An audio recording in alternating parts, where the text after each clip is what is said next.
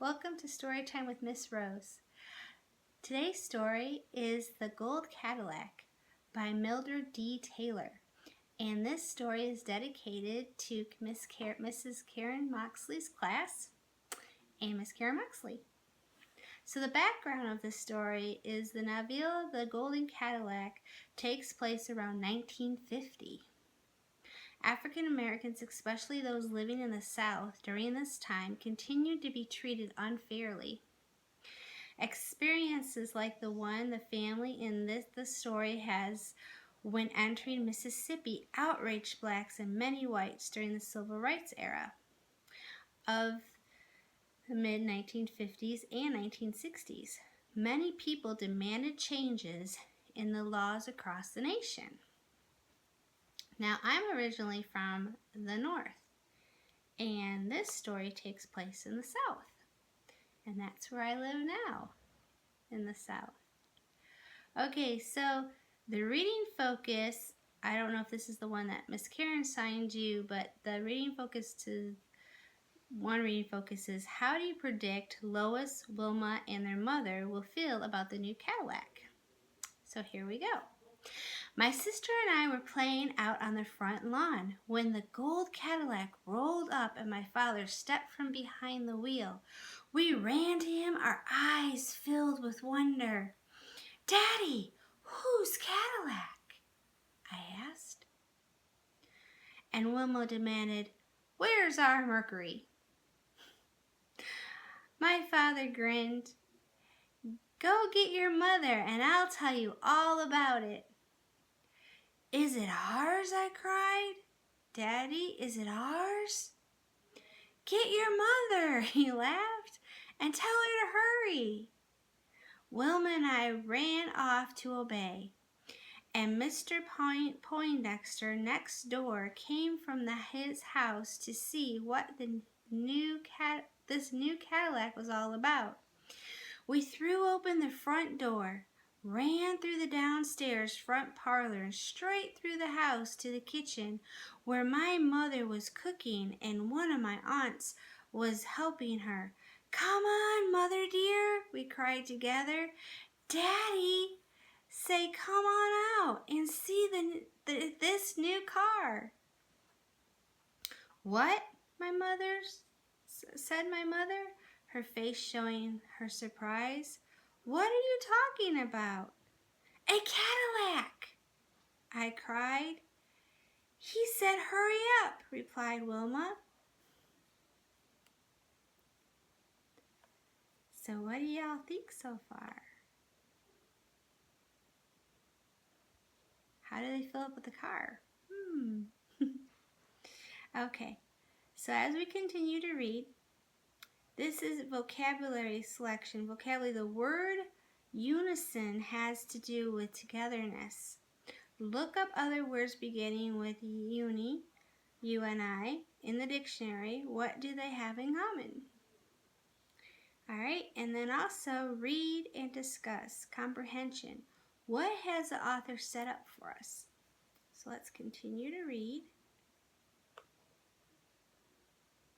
And then we took off again, up the back stairs to the second floor of the duplex.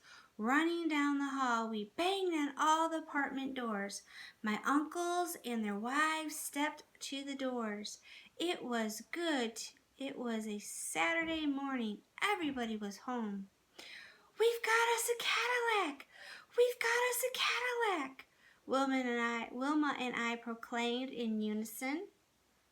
We had decided that the Cadillac had to be ours if our father was driving it and holding on to the keys. "Come on, come and see." Then we raced on through the upstairs sunroom, down the front steps, through the downstairs sunroom, and out to the Cadillac. Mr. Poindexter was still there. Mr. Leroy and Mr. Cortland from down the street were there too, and all were admiring the Cadillac, and my father stood proudly by pointing out the various features. "Brand new 1950 Coupe de Ville," I heard one of the men saying. Just one of the just off the showroom floor," my father said. "I just couldn't resist it."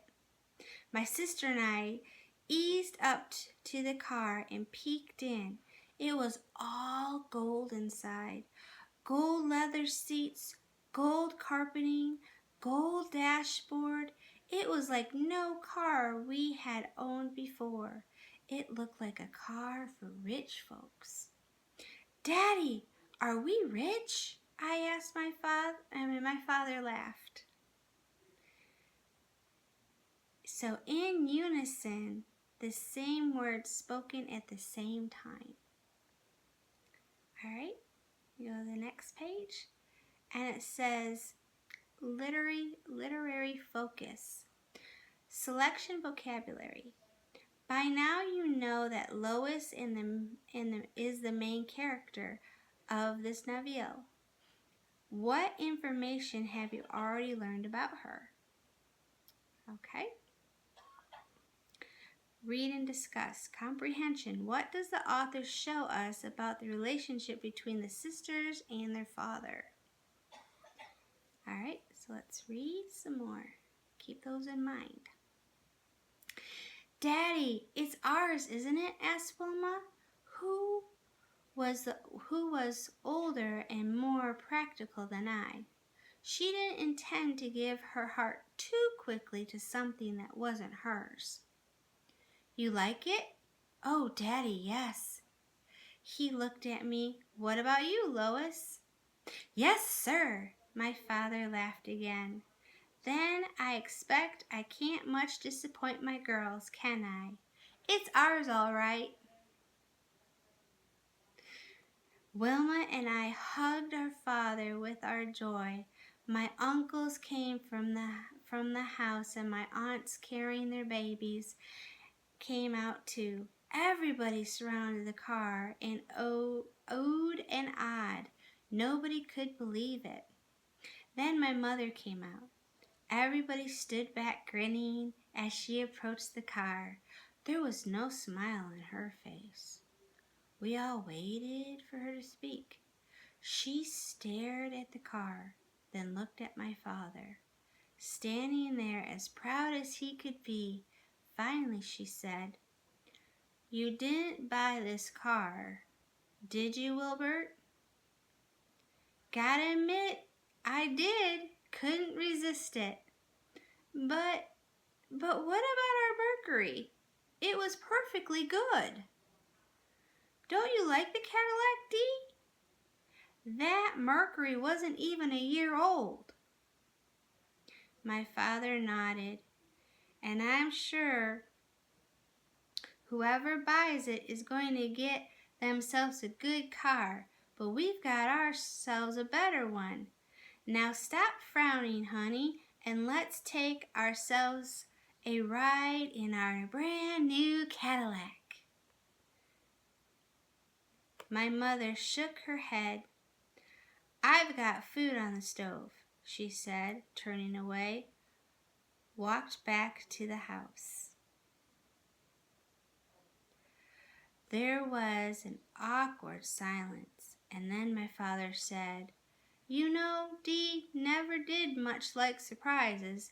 Guess this here Cadillac was a bit too much for her. I best go smooth things out with her." Everybody watched as he went after my mother, but when he came back, he was alone. So, vocabulary. Academic vocabulary.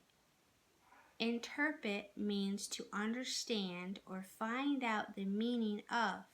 Circle any clues in the lines 62 through 76 that help you to interpret Dee's reaction to the Cadillac.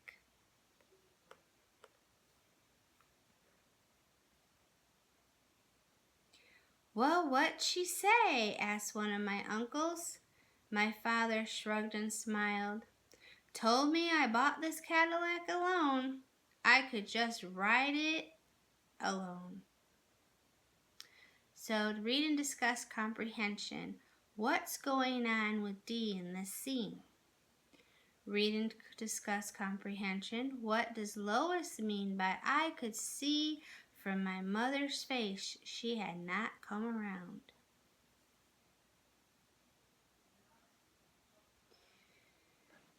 Another uncle laughed. Uh-oh, guess she told you. Oh, she'll come around, said one of my aunts. Any woman would be proud to ride in this car. That's what I'm banking on, said my father as he went around to the street side of the car and opened the door. All right, who's for a ride? We are, Wilma and I cried. All three of my uncles and one of my aunts still holding her baby, and Mr. Poindexter climbed in with us, and we took off for the first ride in the Gold Cadillac. It was a glorious ride, and we drove all through the city of Toledo. We rode past the church and past the school. We rode through Ottawa Hills, where the rich folks lived, and on into Walbridge Park and past the zoo. Then along the Maumee River, but none of us had enough of the car. So my father put the car on the road and we drove all the way to Detroit. Now I'm from the suburbs of Detroit, so this is very interesting for me.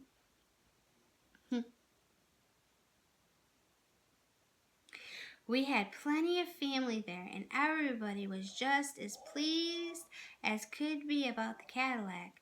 My father told our Detroit relatives that he was in the doghouse with my mother about buying the Cadillac. My uncles told them she wouldn't ride in the car. All the Detroit family thought that was funny, and everybody, including my father, laughed about it and said my mother would come around. It was early evening by the time we got back home, and I could see from my mother's face she had not come around. She was angry now, not only about the car, but that we had been gone so long. I didn't understand that, since my father had called her as soon as we reached Detroit to let her know where we were. I had heard him myself. I didn't understand either why she did not like that fine Cadillac and thought she was being terribly disagreeable with my father.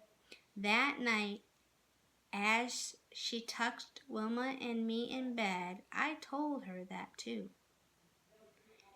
Is it your business? She asked. Well, I just think you ought to be nice to Daddy.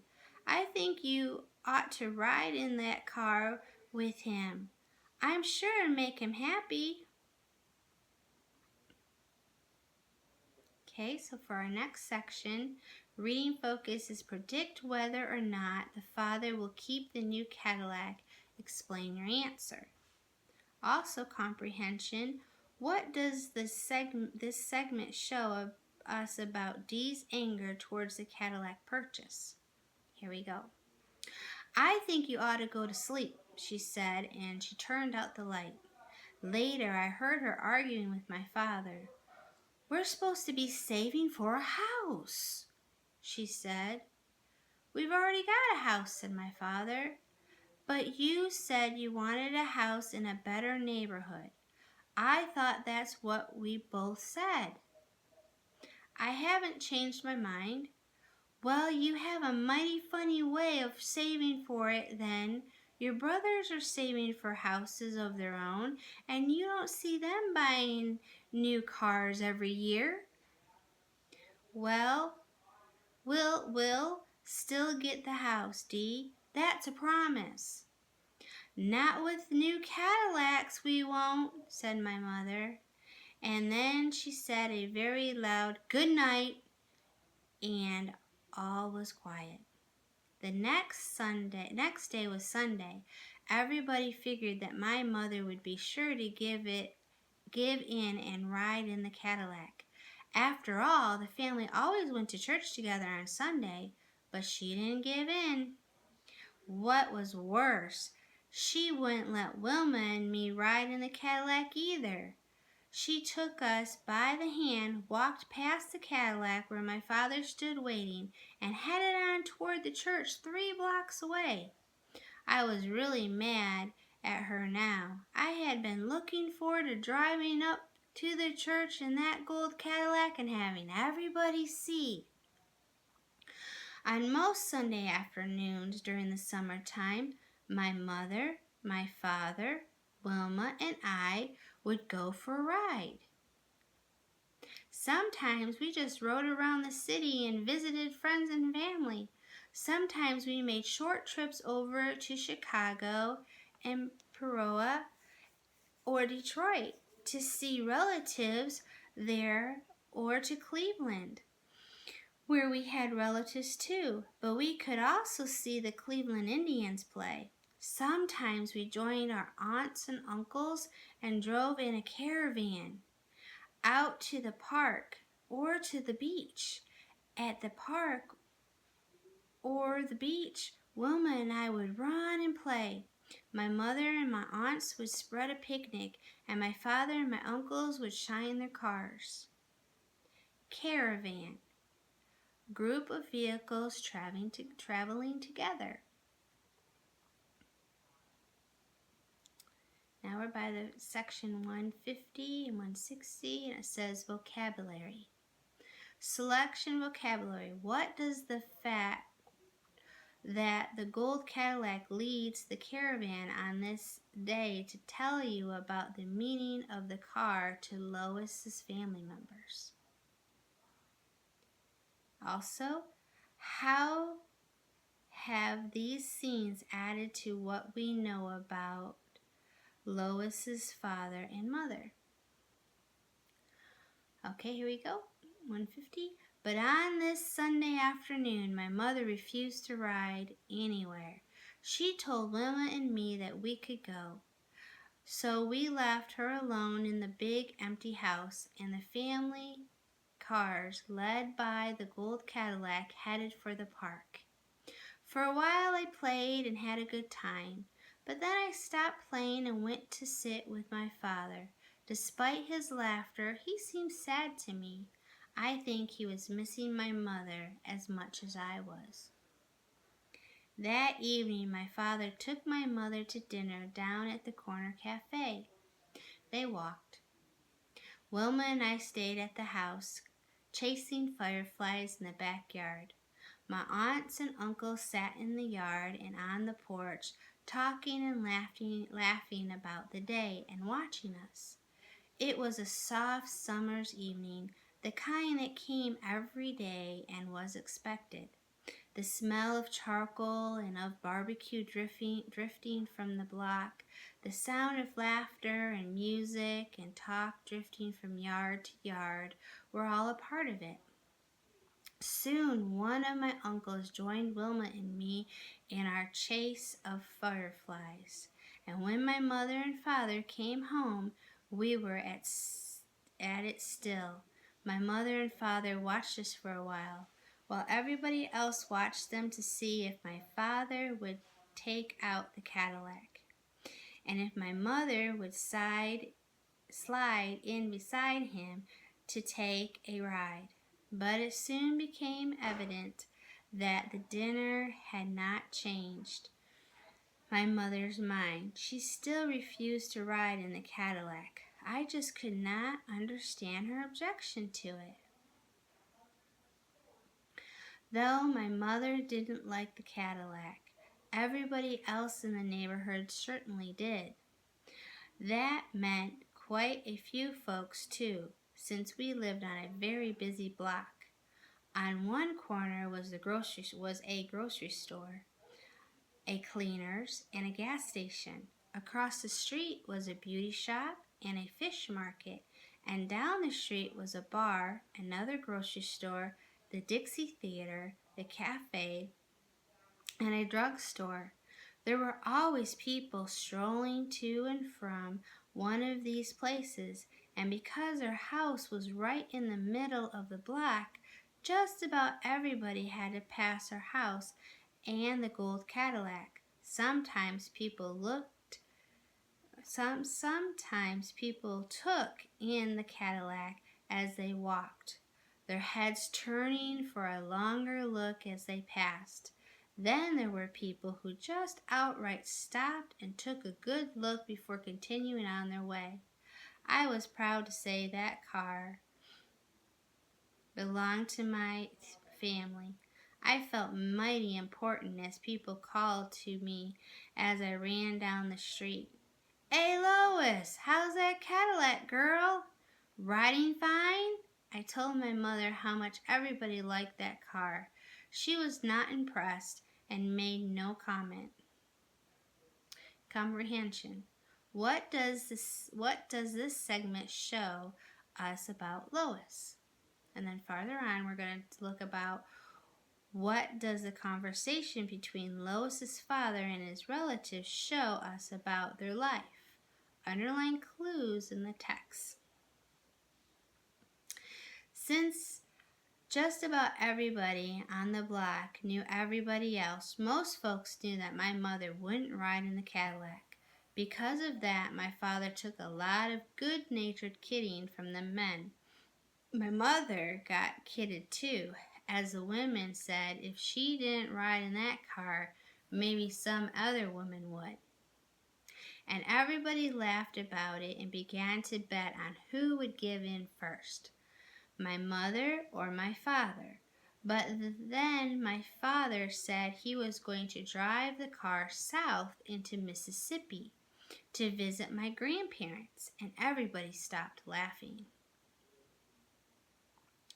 My uncle stopped. So did my aunts. Everybody. "Look here, Wilbert," said one of my uncles. "It's too dangerous. It's like putting a loaded gun to your head." "I paid good money for that car," said my father. "That gives me a right to drive it where I please, even down to Mississippi."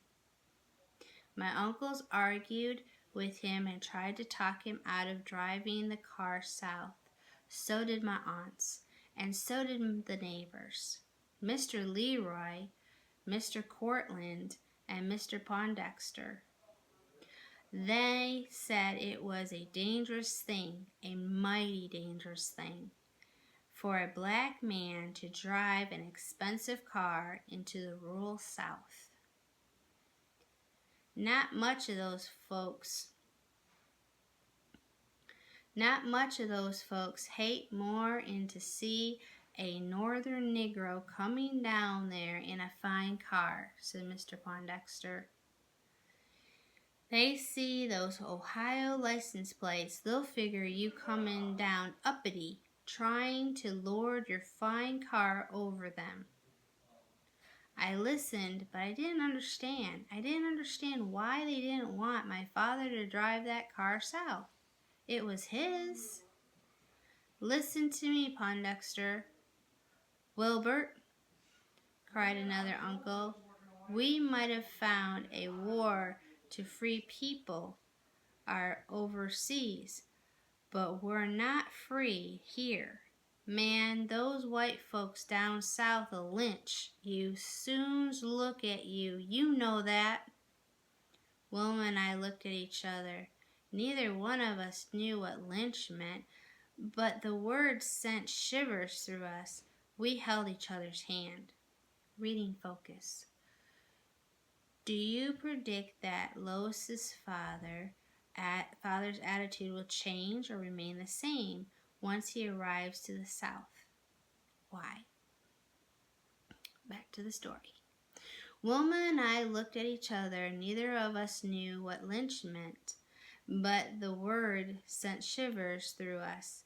We held each other's hand. My father was silent. Then he said, "All my life I had to be heedful of what white folks thought. Well, I'm tired of that. I worked hard for everything I got. I got it honest, too. Now I got that Cadillac because I like it and because it meant something to me that somebody like me from Mississippi could go and buy it. It's my car, I paid for it, and I'm driving it south." My mother, who had said nothing through all this, now stood. Then the girls and I'll be going too, she said. No, said my father. My mother only looked at him and went off to the kitchen. My father shook his head. It seemed he didn't want us to go. My uncles looked at each other, then at my father. You set on doing this? Well, I'll go, they said. That way we can watch out for each other. My father took a moment and nodded. Then my aunts got up and went off to their kitchens too. All the next day, my aunts and my mother cooked, and the house was filled with delicious smells. They fried chicken and baked hams and cakes and sweet potato pies and mixed potato salad. They filled jugs with water and punch and coffee.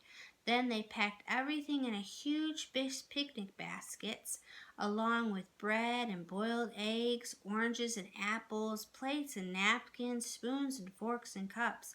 They placed all that food on the back seats of the cars. It was like a grand picnic where we were going on, and Wilma and I were mighty excited. We could hardly wait to start.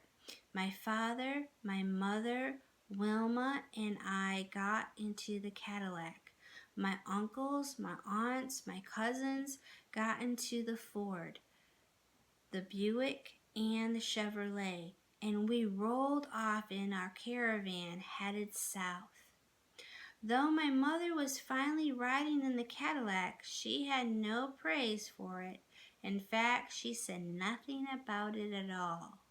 She seemed upset, and since she still seemed to feel the same about the car, I wondered why she had insisted upon making this trip with my father. Okay, so for vocabulary, lynch, it means kill a person without legal authority, usually by hanging. Lynches are usually committed by violent mobs that have taken the law into their own hands. Comprehension. What is Lois thinking about during this trip? Read and discuss comprehension. What is Lois thinking about the grand picnic now? Vocabulary. Word study. Usually the word eyeball is used as a noun that means a part of the eye. In this sentence, eyeballed is used as a verb that means to look over carefully. How are the two definitions similar? Write a sentence of your own that uses eyeball as a verb. All right, let's continue the story. We left the city of Toledo behind, drove through Bowling Green and down through the Ohio countryside of farms and small towns, through Dayton and Cincinnati, and across the Ohio River into Kentucky. On the other side of the river, my father stopped the car and looked back at Wilma and me and said, "Now from here on, whenever we stop and there are white people around, I don't want either of you to say a word. Not one word. Your mother and I'll do the talking. That understood?" "Yes, sir," Wilma and I both said, though we didn't truly understand why. My father nodded, looked at my mother, and started the car again. We rolled on down Highway 25 and through the bluegrass hills of Kentucky. Soon we began to see signs that read, "White only, colored not allowed." Hours later, we left the bluegrass state and crossed into Tennessee. Now we saw even more of the signs saying, "White only, colored not allowed." We saw the signs above water fountains and in restaurant windows. We saw them in ice cream parlors and in hamburger stands. We saw them in front of hotels and motels and on the restroom doors of filling stations. That's another word for gas stations. I didn't like, I'm sorry. I didn't like the signs. I felt as if I were in a foreign land.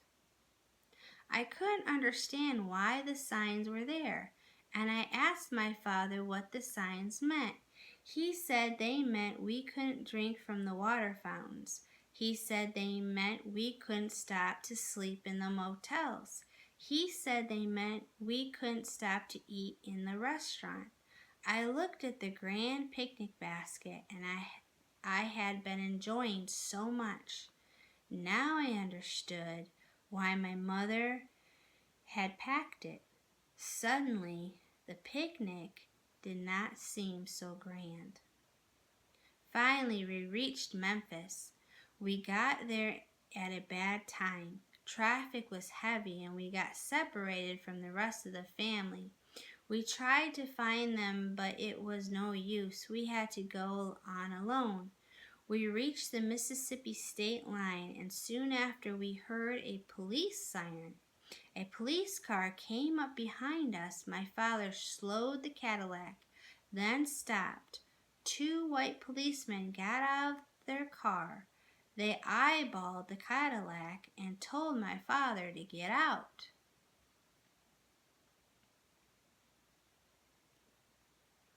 "Whose car is this, boy?" they asked. I saw anger in my father's eyes. "It's mine," he said. "You're a liar," said one of the policemen. "You stole this car." "Turn around. Put your hands on top of that car and spread eagle," said the other policeman. My father did as he was told. They searched him, and I didn't understand why. All right, so we're going to read and discuss how does Lois handle the unfolding events with the police. Also, language coach, the noun dusk means the period of the time when the sky darkens as the sun goes down. If we add a y to the end of the word, it becomes an adjective with a similar meaning. What do you think dusky means? Look up the word to confirm your guess. I didn't understand either why they had called my father a liar and didn't believe the Cadillac was his. I wanted to ask, but I remembered my father's warning not to say a word, and I obeyed that warning.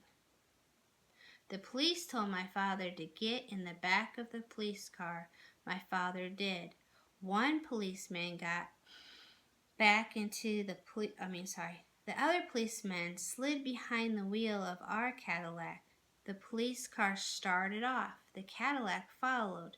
Wilma and I looked at each other and at our mother. We didn't know what to think. We were scared. The Cadillac followed the police car into a small town and stopped in front of the police station. The policeman stepped out of the Cadillac and took the keys. The other policeman took my father into the police station. "Mother dear," Wilma and I cried, what are they going to do to our daddy? They gonna hurt him?" "He'll be all right," said Mother. "He'll be all right." But she didn't sound so sure of that. She seemed worried. We waited more than 3 hours. We waited. Finally, my father came out of the police station. We had lots of questions to ask him. He said the police had given him a ticket for speeding and locked him up. But then the judge had come. My father had paid the ticket and they had let him go. He started the Cadillac and drove slowly out of the town, below the speed limit. The police car followed us. People standing on steps, sitting on porches, and in front of stores stared at us as we passed by. Finally, we were out of the town. The police car still followed. Dusk was falling. The night grew black, and finally the police car turned around and left us. So for this next section, it says read and discuss, comprehension. What is going on now? Read and discuss, comprehension. What kind of mood does the conversation between Lois and her father create? We drove and drove, but my father was tired now, and my grandparents' farm was still far away. My father said he had to get some sleep, and since my mother didn't drive, he pulled into a grove of trees at the side of the road and stopped. "I'll keep watch," said my mother. "Wake me if you see anybody," said my father. "Just rest," said my mother. So my father slept, but that bothered me. I needed him awake. I was afraid of the dark and of the woods and whatever lurked there. My father was the one who kept us safe, he and my uncles. But already the police had taken my father away from us once today, and my uncles were lost. "Go to sleep, baby," said my mother. "Go to sleep." But I was afraid to sleep until my father woke. I had to help my mother keep watch. I figured I had to help protect us too, in case the police came back and tried to take my father away again. There was a long, sharp knife in the picnic basket, and I took hold of it, clutching it tightly in my hand, ready to strike. I sat there in the back of the car, eyes wide, searching the blackness outside the Cadillac. Wilma for a while searched the night too. Then she fell asleep. I didn't want to sleep, but soon I found I couldn't help myself as an unwelcome drowsiness came over me. I had an uneasy sleep, and when I awoke it was dawn and my father was gently shaking me. I woke with a start and my hand went up, but the knife wasn't there. My mother had it. My father took my hand. "Why were you holding a knife, Lois?" he asked. I looked at him and at my mother. I was scared," I said. My father was thoughtful. No need to be scared now, sugar," he said. "Daddy's here, and so is Mother dear." Then after a glance at my mother, he got out of the car, walked to the road, looked down it one way, then the other. When he came back and started the motor, he turned the Cadillac north, not south. "What are you doing?" asked my mother. Alright, so for this next section, vocabulary. Lois's father says that black people are treated unfairly because of ignorance, which means lack of knowledge. What knowledge do you think some white people in the South lacked at this time? "Heading back to Memphis," said my father. "Cousin Halton's there. We'll leave the Cadillac and get his car. Driving this car any farther south with you and the girls in the car, it's just not worth the risk." And so that's what we did. Instead of driving through Mississippi in golden splendor, we traveled its streets and roads and highways in Cousin Halton's solid yet not so splendid 4-year-old Chevy. When we reached my grandparents' farm, my uncles and aunts were already there. Everybody was glad to see us. They had been worried. They asked about the Cadillac. My father told them what had happened, and they nodded and said he had done the best thing. We stayed 1 week in Mississippi. During that week, I often saw my father, looking deep in thought. Walk off alone across the family land. I saw my mother watching him. One day I ran after my father, took his hand, and walked the land with him. I asked him all the questions that were on my mind.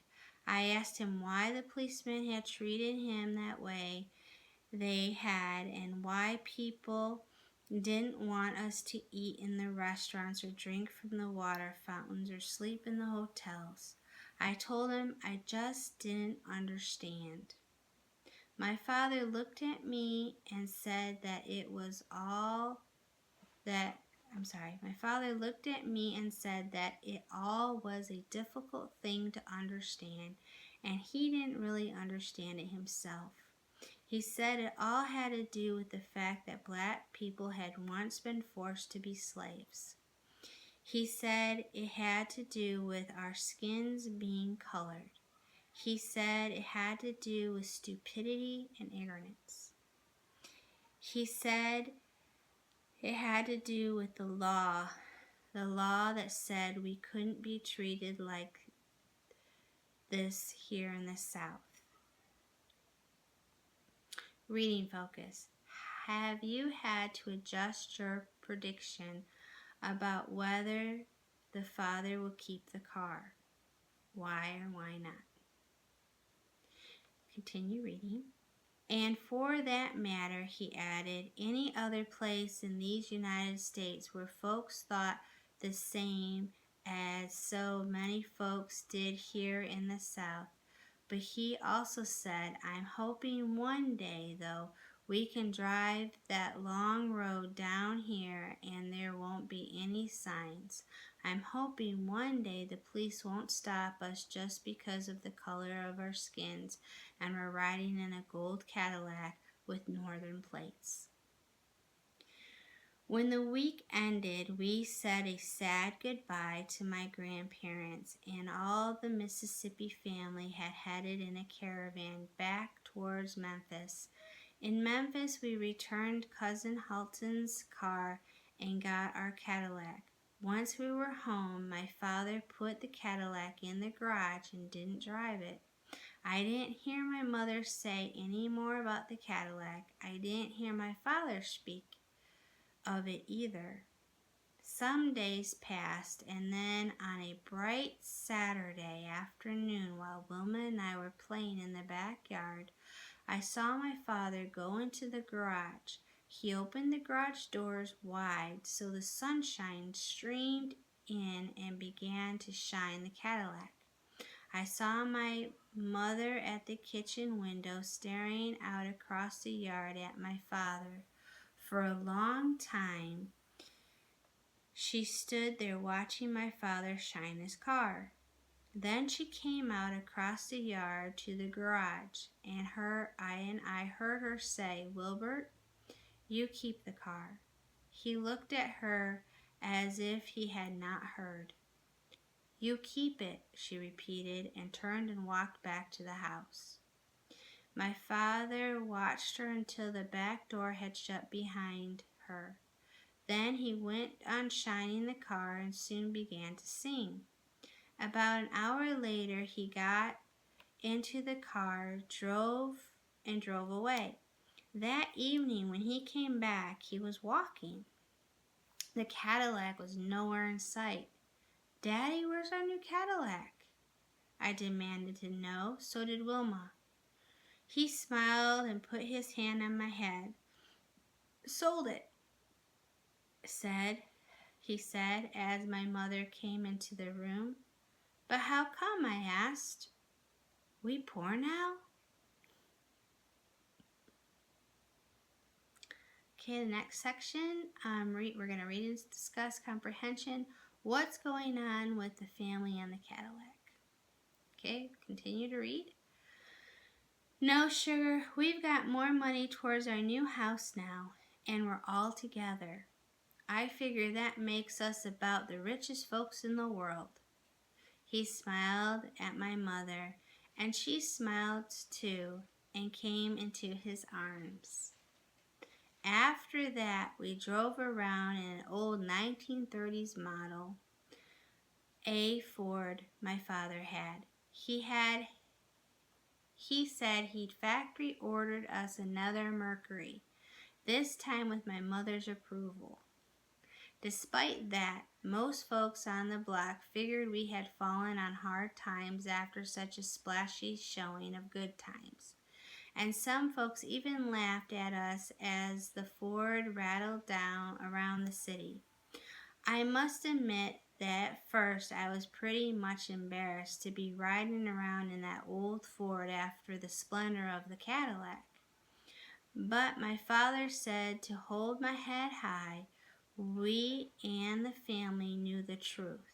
As fine as the Cadillac had been, he said, it had pulled us apart for a while. Now a now as ragged and noisy as the old Ford was, we all rode in it together, and we were a family again. So I held my head high. Still, though, I thought often of that Cadillac. We had had the Cadillac only a little more than a month, but I wouldn't soon forget its splendor or how I'd felt riding around inside it. I wouldn't soon forget either the ride we had taken south in it. I wouldn't soon forget the signs, the policemen, or my fear. I would remember that ride and the gold Cadillac all my life. Well, that's the end of it. I hope you enjoyed it. Okay, till next time. God bless you.